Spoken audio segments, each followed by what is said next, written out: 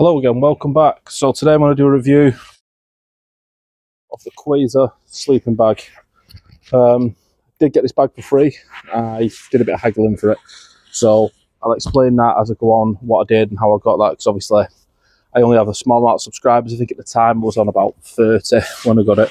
But yeah, I did a bit of haggling with the company, spoke to somebody who works from called Alice, and managed to swing this for free, on the understanding that I'd test it out for them and give a very honest review. I don't owe anything to the company, it's going to be honest. There's things I like about it, things I don't. I will reflect that during it. So yeah, like I said, the Quezer sleeping bag, one of the first things, like I said, there's things I like, things I don't like. One of the first things that I mentioned that I don't particularly like is the straps that come on it, on the compression straps. If you untighten them too much, they actually come undone. There's no like beveled edge or anything on the end to stop that from happening. It's a small niggle, they're easy enough to put back in, as you can see. It says, and then they back tie it again. So it's easy enough to do. It's a small niggle, but it's something that would be an easy fix by them. Just a case of just a bit of a stitch in there, and that'll be solved. Weight on it, it comes in at just over 1.8 kilos. I think it's 1.86. It has got 1.2 kilos of downfilling inside it, so it's quite a hefty downfill bag. It won't actually compress down a great deal more than what I've got here, so you can get a little bit out if I cinch it up, but not much. I did, however, manage to fit it into my 40 litre winter sack along with the rest of my winter gear, so it did go in. I just put it in without its compression sack. So what I'll do is I'll unpack it now. So inside the bag you get your storage sack, very important with all down quilts. You don't want to compress it while it's in storage because then it won't loft up properly. So then I have the quilt. Like I said, it's quite a big quilt. It is a square footbox one, so it's an envelope shape rather than a mummy bag. I didn't really get much say in that because they wanted me to review this one. Quite big, and as you can see already, it's already lofted quite a lot. What I'll do is I will lie it down and I'll bring it back and give you some overviews of it. So as you can see, it's an envelope shaped bag. There's quite a lot of loft to it. I'll see if I can get inside and give you a bit of a view. This has just come out of its stuff sack, so you can see it still already has quite a lot of loft in it, just off taking it out.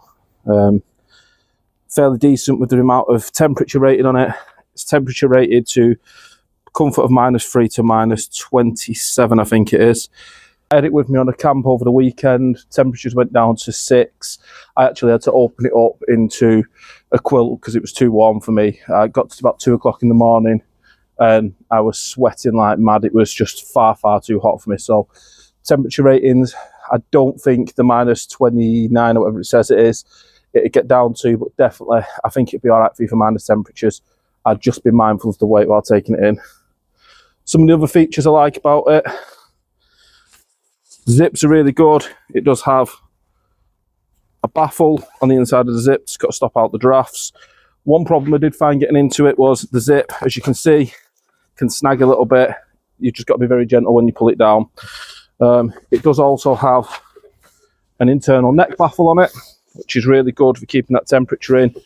What I did find was, with my size and my weight, if I was inside that, my arms are very restricted, so I didn't particularly like that about it. But for the rest of my body, I had plenty of room. My side sleeper, the quilt stayed in place while I moved about. It was very slippy on my mat though. One of the other features I don't particularly like is this zip at the bottom. So it's got a two-way zip, but the zip actually does stop at the footbox, and you've got a secondary zip for the footbox. It's good in a way for being able to open it up to get a bit of air to your feet, but if it had just had one continuous zip rather than the two separate zips, I feel it would have been a lot better because you'd have been able to fully open it up like a quilt. Once again, it's a niggle, but it is something I don't like about it. That being said, it's not an over the bad bag. It has got a lot of down in the hood as well, which is good. And you do have your draw cord, which nicely is on the side, so you don't end up with a face full of draw cord when you've got to tighten it up. Like I said, I didn't use that because I don't like how restricted my arms were. What I'll do is I'll take the dogs inside now and I'll show you that bit. So to give it the fairest shot that I can, what I'll do is I'll remove my shoes and I'll even take my down jacket off Let's get inside just to show you how tight it gets.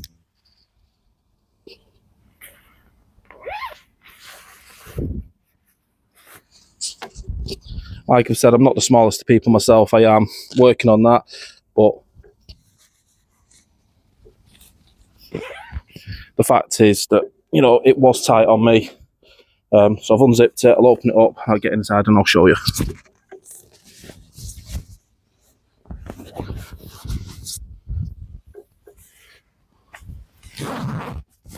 As you can see with the zip, it's not one-hand operation, it will not pull up.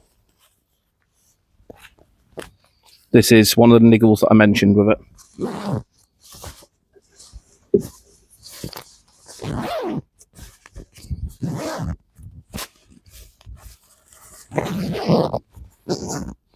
You can see how tight it is around my torso anyway.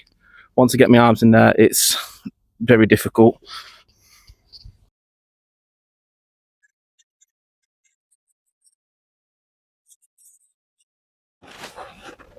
What I'll do is I'll pull the hood up.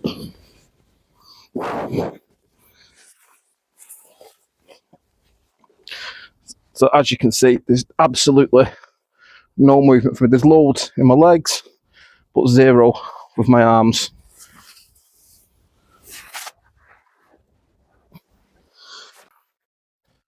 For me, this isn't a deal breaker. I tend to sleep with my arms out of the bag anyway, but obviously I'd be mindful if you was buying this just to watch what you're doing. Like I am hefty around the midsection, but my upper body, it's fairly big, but it's no bigger than a lot of average people. If you work out a lot in the gym, or if you like pies like me, then that'd be something to worry about. I'd also like to point out what I've just noticed while I'm feeling round is, off one use, I've got a lot of down. It's bunched up in this side, and there seems to be none left here near the zip. So that could cause bits of cold spells, although you would be able to waft it to loft that over. So as an overview, would I recommend the quilt? I think if you're on a tight budget and you've not got much to spend, at £129.99, I don't think you're going to get much better for the price. I think if you're after some serious winter camping gear, I'd be more inclined to just put my hand in my pocket and spend that little bit extra. You can get a Sierra Designs one for not much more than £200. It's not a great deal more. There is other brands out there. I know there's some pretty good OEX ones out there. Things like the Leviathan 900 are supposed to be quite good. And I know Nature Hike have got some that come with rave reviews that are also down. So I'd definitely be doing my research. I don't think it's a deal breaker. I'm not saying that I wouldn't use it. I'm definitely going to give it a few more camps over the winter and see how it goes. I just think there is some areas that it could improve. It's definitely a product that intrigues me, but I do think there's some areas that it could improve. I think a bit wider up at the top would be nice. Obviously, if you're getting an envelope-shaped bag, you expect a bit more room in it. That's why you take the extra weight. And I think having zips that are a bit more operable would be nice, and not having that split zip at the bottom, because it just baffles me at why you would have that.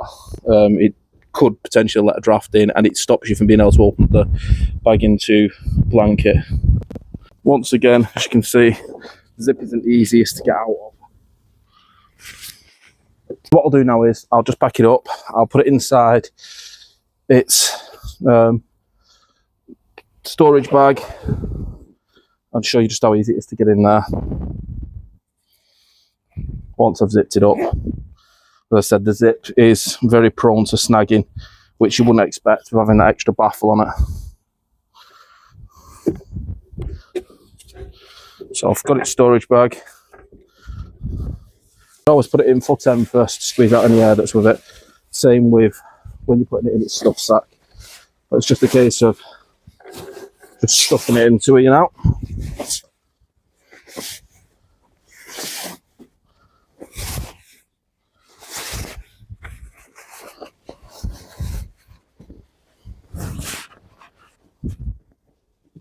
As you can see there's quite a lot of loft already that it's generated. Yeah, that's in that bag. What I always suggest is, once you've opened it, just give it a bit of shake like that, just to even out the amount of loft that's in the bag. You don't want to have took it out too much in one area, not enough of other. But yeah, that's like that. I'll keep the storage bag with it just so I don't lose it. So the stuff sack, and then that'll be in storage. But yeah, like I said, for £129.99, it's not a bad bag. I will share a link in my description to it, and I'll share a link to the video where I took it on a wild camp so you can see it in action. But yeah, it's not a bad bag. It's just, I'm used to more expensive bags and more expensive quilts, and for me, there's a lot of features that lack in this, but I do take into account that this is also a third of the price of most of the bags that I'll use. So it is what it is. You've seen it, you've seen the features of it, you know what niggles I've found, you know what bits I like about it. You can make that informed decision. Like I said, I will share a link in the comments below, and in the description, just so you can get it.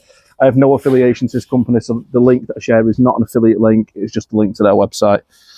I know these other people online, I think it's Mick Outdoors has also got the same bag, so maybe go and check out his videos. He'll also give you his opinion. Don't take mine as gospel. That being said and done, thank you as always for joining me, and like I said, I'll see you in the next one.